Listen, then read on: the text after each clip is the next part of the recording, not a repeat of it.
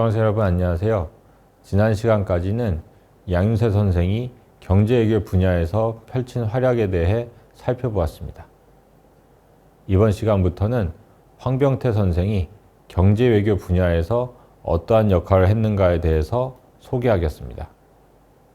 참고로 황병태 선생의 경제관료로서의 활약상에 대해 보다 자세히 알아보고 싶으신 분은 그가 남긴 회고록 박정희 패러다임 경제기획원 과장이 본 박정희 대통령을 읽어보시기 바랍니다.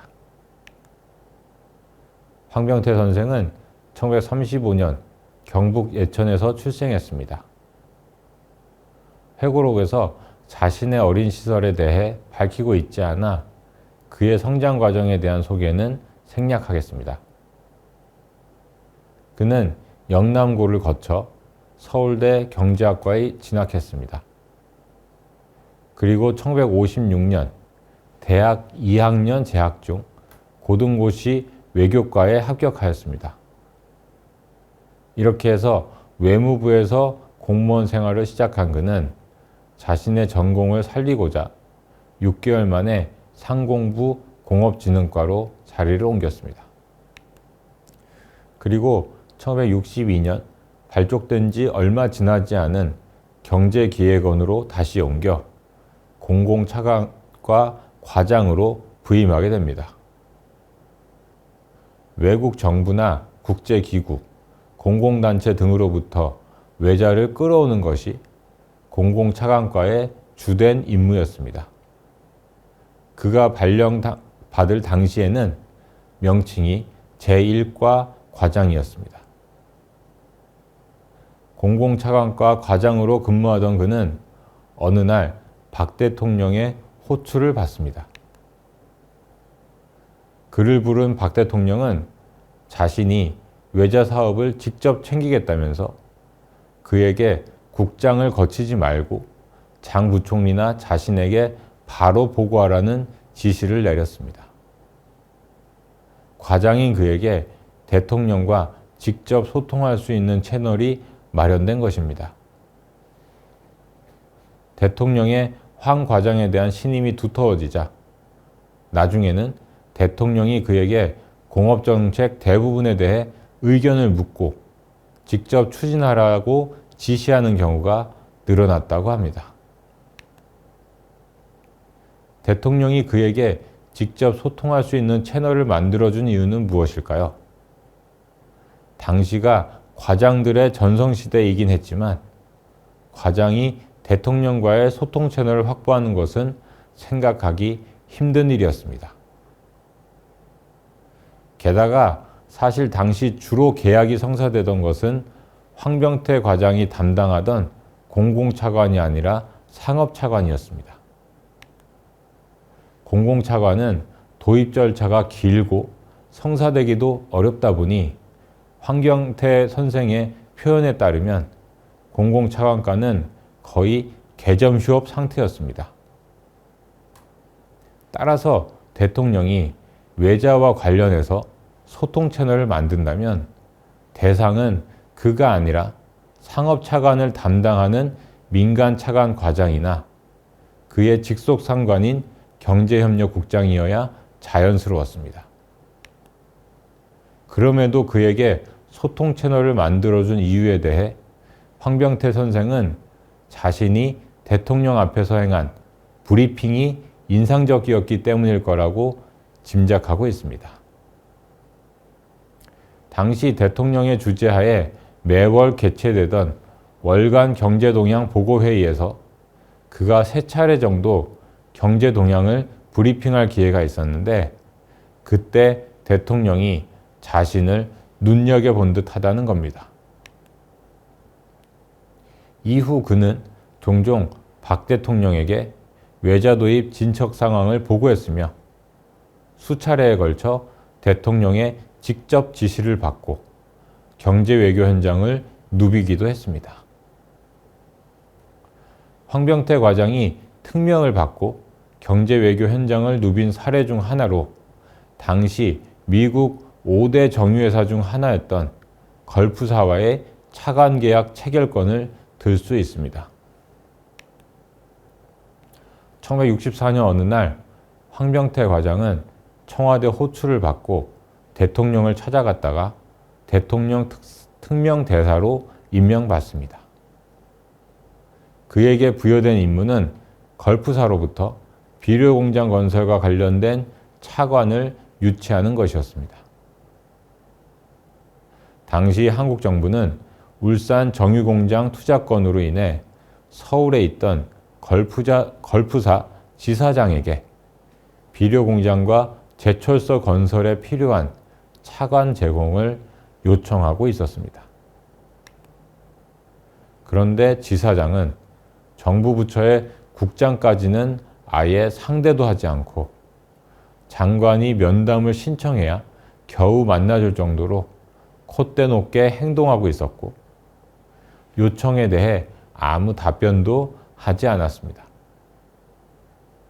상황이 이렇게 돌아가자 답답했던 대통령이 황병태 과장을 대통령 특명대사로 임명하여 미국으로 보낸 것입니다. 미국 본사 회장을 직접 만나 단판을 짓고 오라는 것이었습니다. 대통령이 그 자리에서 붓을 들고 임명장을 써주었다고 하는 걸 보면 이것이 공식적 임명은 아니었던 것 같습니다.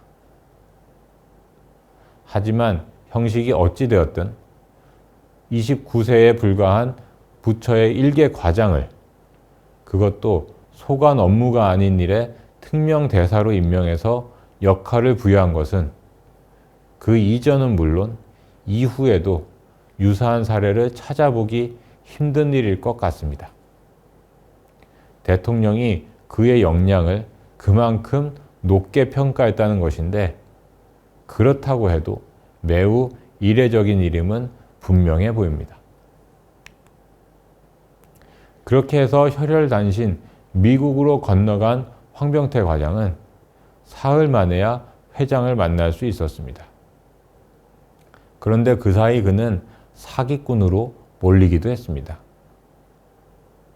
그가 자신의 신원을 밝히고 걸프사에 전화를 걸어 회장을 만나겠다고 하자 걸프사 측에서 한국 대사관에 확인을 해봤는데 황병태라는 사람도 모르고 본국에서 협조 요청을 받은 적도 없다고 했기 때문입니다. 워낙 극비리에 이루어진 일이라 대사관에 아무런 사전 연락도 취하지 말라는 특별 지시가 내려졌기 때문이었습니다. 다행히 이러한 오해가 풀려 그는 걸프사 화이트포드 회장을 만나게 됩니다. 그리고 면담을 통해 걸프사 회장의 긍정적인 반응을 이끌어낸 뒤 그는 귀국하게 됩니다. 걸프사에서 비료공장 건설에 투자하기로 한 것입니다.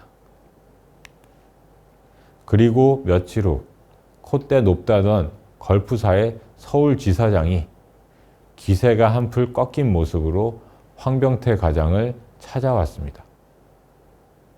이후 황병태 과장은 상공부를 대신해 걸프사와의 협상 창구 역할을 하게 됩니다.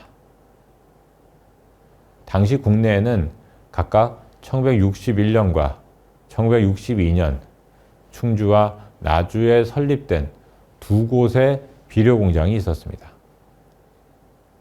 그런데 이 두 공장에서 생산되는 비료는 국내 수요의 40% 수준에 불과했습니다.